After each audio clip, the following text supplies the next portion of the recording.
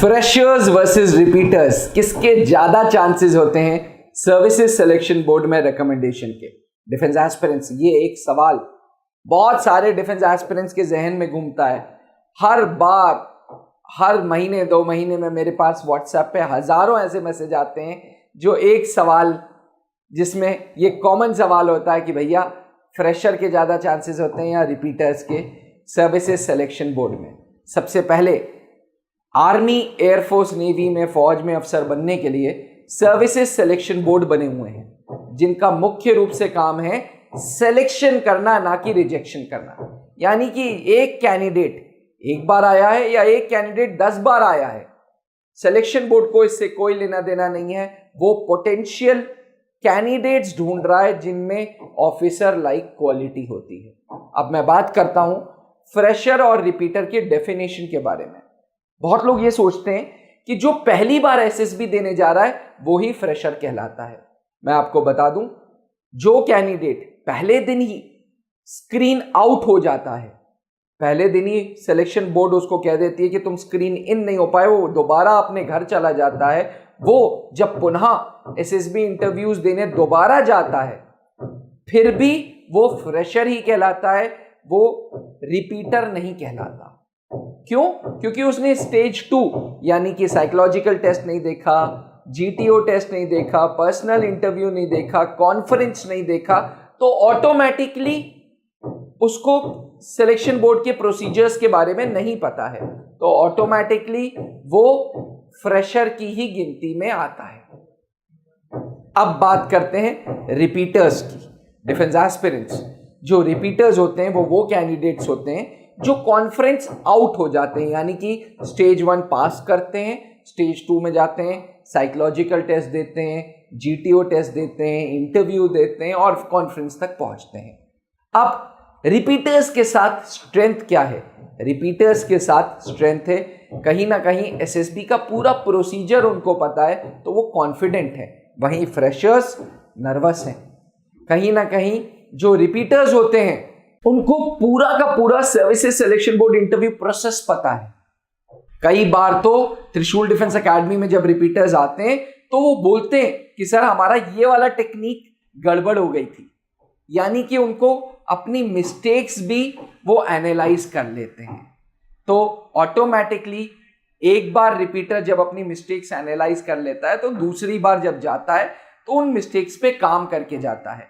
Selection board भी freshers और repeaters को अलग अलग ग्रुप्स में रखता है। जी हाँ, ग्रुप टेस्टिंग ऑफिसर जब सुबह 5:30-6 बजे प्रोसीजर चालू करते हैं तो वो फ्रेशर्स का ग्रुप अलग बनाते हैं, रिपीटर्स का ग्रुप अलग बनाते हैं, क्योंकि ग्रुप टेस्टिंग ऑफिसर कहता है कि भाई फ्रेशर्स ऐसा ना हो ग्रुप डिस्कशन में, ग्रुप प्लानिंग एक्सरसाइज में ढीले पड़ जाए, उनका कॉन्फिडेंस लेवल हिल जाए।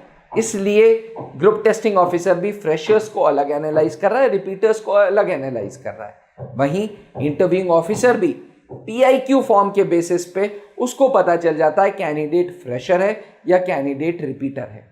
यानी कि चाहे वो इंटरव्यूइंग ऑफिसर हो, चाहे वो ग्रुप टेस्टिंग ऑफिसर हो, चाहे वो पूरा services selection board interview process हो, वो फ्रेशर और रिपीटर को पूरे चांसेस देते हैं अपना ऑफिसर लाइक क्वालिटीज को शो करने के लिए। डिफेंस एस्पिरेंट्स, यहां पे मैं आपको एक बात और बता दूं, इंग्लिश में कहावत है every day is the new day. जी हां, सर्विसेज सिलेक्शन बोर्ड भी इसी उसूल पे चलता है कि every batch is a new batch, every entry is a new entry, every candidate is a new candidate.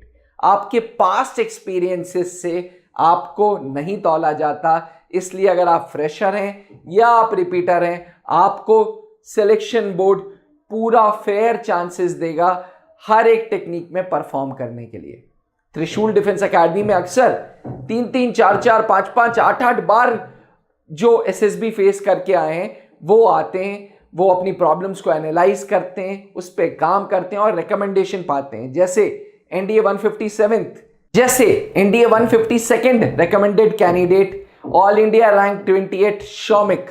मैं आपको बता दूं 4 बार पहले भी वो एसएसबी दे चुका है, टीएस की एसएसबी, एनडीए की एसएसबी, चारों बार कॉन्फ्रेंस आउट था, लेकिन एनडीए 152nd में रिकमेंडेड हुआ त्रिशूल डिफेंस एकेडमी की गाइडेंस से। एंड टीएस की 51th एंट्री में ऑल इंडिया रैंक 13th आई शौमिक की। जी हां, ये वही कैंडिडेट है जिसने 4 बार पहले एसएसबी दे दी थी, कॉन्फ्रेंस आउट था।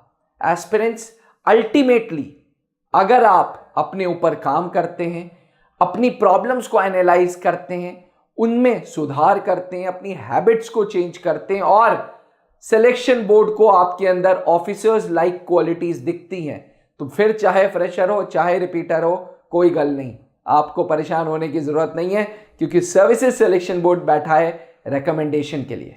अगर आप भी सर्विसेज सिलेक्शन बोर्ड इंटरव्यूज को फेस करने जा रहे हैं, फौज में अफसर बनने जा रहे हैं, तो त्रिशूल डिफेंस एकेडमी आए और चांसेस ऑफ रिकमेंडेशंस बढ़ाएं।